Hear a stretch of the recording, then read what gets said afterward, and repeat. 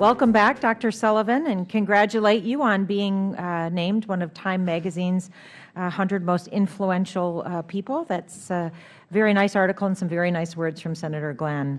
As we find ourselves facing one of the biggest environmental challenges of our time, climate change, we're in need of your national leadership and advocacy on this issue, as well as other important issues under NOAA's jurisdiction.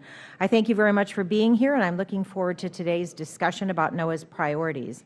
NOAA is a critically important agency with helping our communities, our economy, and our ecosystems remain healthy and resilient in the face of an ever-shifting environment. NOAA conducts state-of-the-art research to understand and predict changes in weather and climate, as well as in the oceans and along our coasts. This science is used to create products and services that inform decision-making by a diverse set of stakeholders. NOAA helps my constituents along the coast of Oregon decide when it's safe to go out fishing. They aid my constituents in Yamhill County as they grow grapes that become Oregon's world-famous Pinot Noir.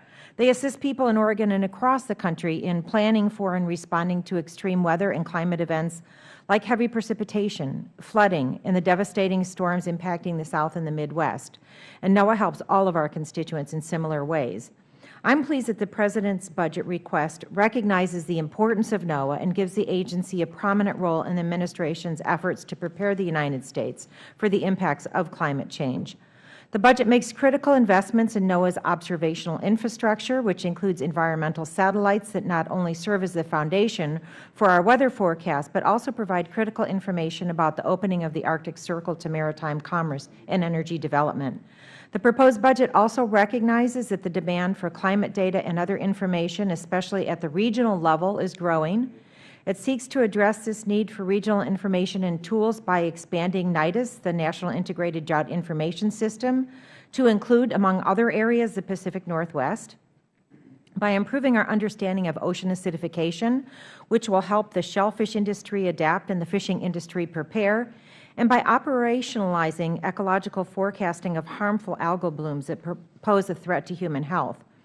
Overall, I'm pleased with the President's budget request for NOAA, but do have some concerns I would like to briefly mention. Specifically, as the Chairman noted, although the Joint Polar Satellite System, or JPSS, seems to be on track, and in fact it was recently announced that the first of 5 instruments that will fly on JPSS-1 is ready for installation, I do remain concerned about the risks associated with a likely gap in polar data and NOAA's plans to mitigate the impact of the gap. I hope to gain a better understanding today of the agency's efforts to implement a mitigation plan. Additionally, as you know, off the West Coast lies the Cascadia subduction zone. When, unfortunately not if, but when another earthquake occurs on this fault, it will trigger a massive tsunami with potentially catastrophic results. I'm sure you can understand my concern and that of my constituents with the proposed elimination of education and awareness grants through the National Tsunami Hazard Mitigation Program, grants that are designed to help communicate threats to vulnerable communities and assist in the development of response strategies. I'd like to hear from you, Dr. Sullivan, about how NOAA is working to increase resiliency in communities threatened by tsunamis, and I look forward to working with you as we develop legislation to reauthorize the Tsunami Warning and Education Act.